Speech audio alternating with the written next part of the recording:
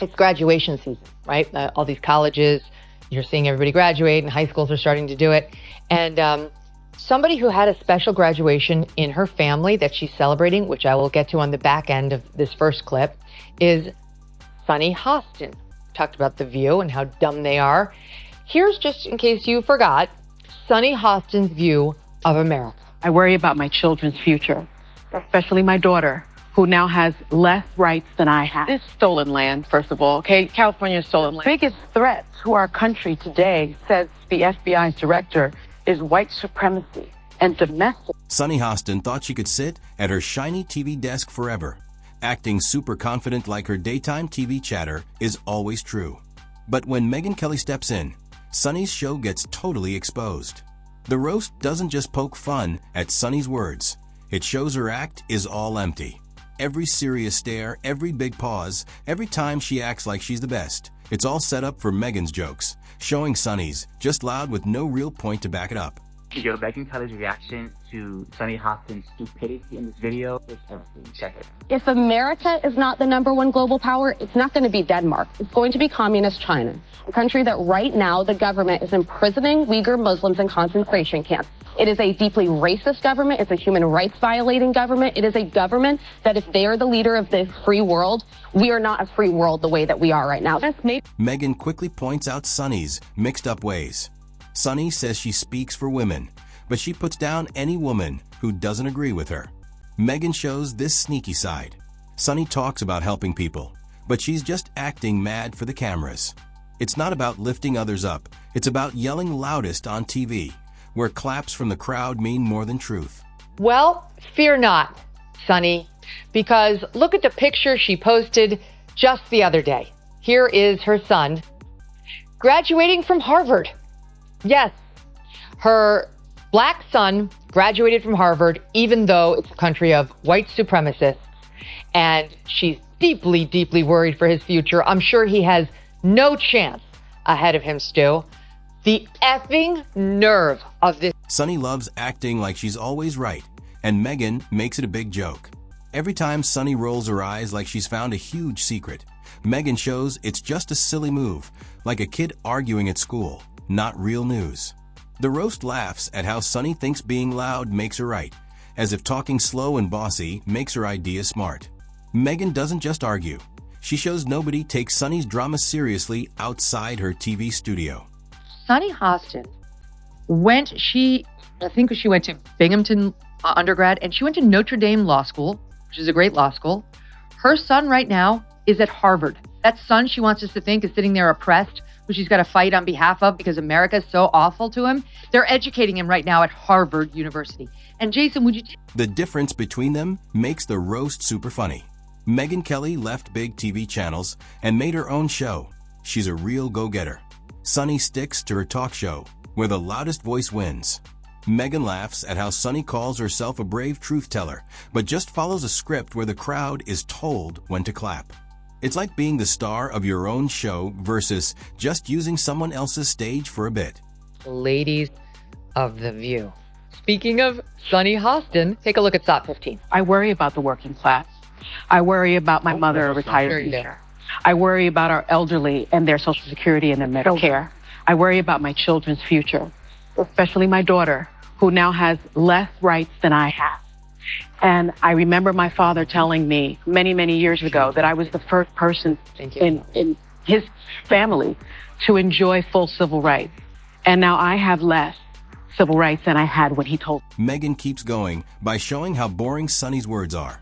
Every day, Sunny acts like she's the judge of what's right, using the same old phrases.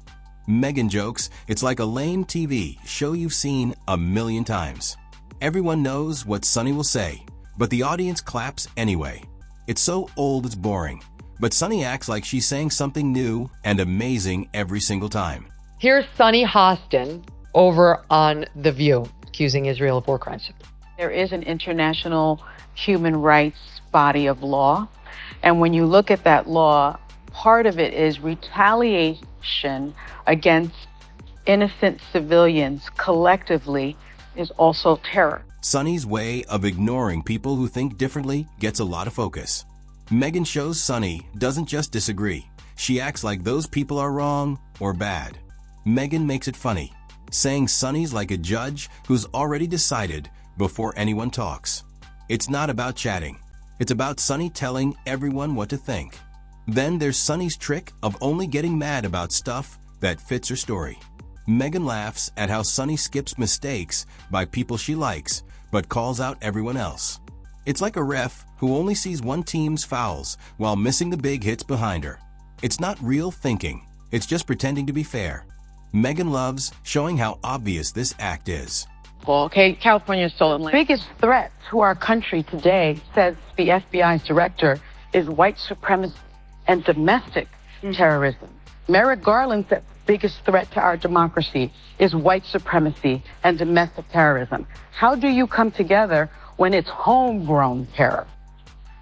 And we have never addressed why there is that issue that remains in this country 400 years later. So we have white supremacists running around this country, biggest threat we face, and she's deeply worried about her children's future. The roast digs deeper, showing the weakness in Sunny's big talk. Megyn says Sunny acts all high and mighty because without it, her ideas don't hold up. Without that, she's just got loud words and hand waves. Megyn jokes Sunny's like a magician yelling abracadabra, louder when the trick flops. The trick only works if everyone pretends, and Megyn won't play along. Sunny's focus on sorting people into groups gets laughed at too. Megyn mocks how Sunny turns every talk into a checklist, like people are just stuff on a shopping list. Megyn's been out there asking tough questions to big names, while Sunny just repeats her team's ideas to a clapping crowd. The difference is huge. One's a real fighter who's taken hits. The other just rides on applause. Megyn jokes they're not even in the same game. Sunny Hostin I think she went to Binghamton undergrad, and she went to Notre Dame Law School, which is a great law school. Her son right now is at Harvard. That son she wants us to think is sitting there oppressed, who she's got to fight on behalf of because America is so awful to him. They're educating him right now at Harvard University. And Jason, would you take a look at this? Then there's how Sunny turns facts into big, emotional speeches. Megyn paints Sunny sitting there, looking mad, pointing like a teacher, but never giving clear details. It's all about acting upset. Megyn makes it funny, saying Sunny's words are like dramatic poems for people who are always mad. Fun for a second, but empty when you ask for real proof. Sunny sticks to safe, loud anger to get claps, and Megyn calls that a scaredy cat move, pretending it's brave. Here's Sunny Hostin over on The View, accusing Israel of war crimes. There is an international human rights body of law, and when you look at that law, part of it is retaliation against innocent civilians collectively is also terror and is also a war crime. What Israel is saying consistently is, if you want your water, if you want your electricity, release our hostages. In my view, that's not a... The biggest laugh is Sunny's two-faced ways. She says she's all about helping women, but she puts down any woman who doesn't think like her. She talks about kindness, but looks down on tons of people. She says she wants talks, but shuts down anyone who disagrees. Megyn, who's faced lots of criticism and stayed strong, finds this super funny. The roast works because it shows what everyone kinda knows. Sunny's only powerful in her TV bubble. Outside, her act flops. She's not the smart, brave person she tries to seem. She's just a performer stuck in a loop, yelling for claps, thinking noise is power. The roast shows her role is more about putting on a show than making a real difference. Sunny's big image falls apart because it's so predictable, and Megyn makes sure everyone sees it happen. Listen to Sunny Hostin, it's not nice. I do think that there is a thing called pretty privilege. There is a thing called white privilege. There is a thing called tall privilege. And we have to acknowledge that. And unfortunately, there still is that stigma against the LGBTQ plus community. 70% of the WNBA is Black. A third of the players are in the LGBTQ plus community. I think that people have a problem with basketball playing women that are lesbians. Who cares? They are great athletes. What do you mean? queer plus trans. They're trans? Actually, they will have trans. They're going to have a washed-up 38-year-old NBA player who's 6'8", 250, and he's going to realize I'm averaging 1 point, and I actually just got cut from the Knicks, and I'm going to go and I'm going to average a triple-double, 30 points a game, and I'm going to put on a dress, and they're going to call me Sally. Megyn doesn't stop after calling out Sonny's drama. She talks about how empty Sonny's brand is. Sonny says she speaks for people with no voice, but she always makes it about herself. Megyn says Sonny's comments aren't about the world. They're just about her own gripes. It's funny but tough. Megyn says Sonny's not fighting for fairness. She's just chasing claps. Every Talk is a show where Sonny acts like the victim and the hero at once. Megyn laughs at how Sonny tries to make her TV opinions seem super brave. There's nothing brave about saying what her crowd already likes. Real courage is facing tough criticism and standing tall. Megyn finds it funny that Sonny acts so fancy when her ideas fall apart under a close look. It's like putting a plain box in fancy wrapping, Megyn says. You can put pearls on a soapbox, she jokes. But like Sonny Hostin, who's upset about her white privilege and her pretty privilege. Sonny Hostin's out there openly admitting to how much cosmetic work she's had done. So just take a seat on your pretty privilege. Okay, it's not just Sonny. There's sports writers Jamel Hill. She's met. And one other point, okay, because this one's just so annoying. One other point. Why is it a problem that the majority of WNBA players are black and Caitlin Collins, who's Caitlin Clark? But it's still just a soapbox. Then there's Sonny's high and mighty vibe. She talks like her view is the only right one, better in every way. Megyn doesn't just sigh, she tears it apart. Sonny's I'm better attitude is her crutch, used when her ideas don't work. Megyn makes it a big joke, saying Sonny's like a teacher who never checks work, but wants to be called doctor to feel important. The real hit is when Megyn compares Sonny's big ego to her actual impact. Outside her TV show, nobody's quoting Sonny or studying her words. She doesn't change the world, she just fills TV time. Megyn painted like Sonny's a movie extra who thinks she's the star just for walking by in one scene. It's tough, but it's true. Sonny's habit of using who she is as a shield gets called out too. It's like quitting a game, but saying you're the best because of who you are. What I found out was that my mother's family, while they are Puerto Rican, they actually originate from Spain.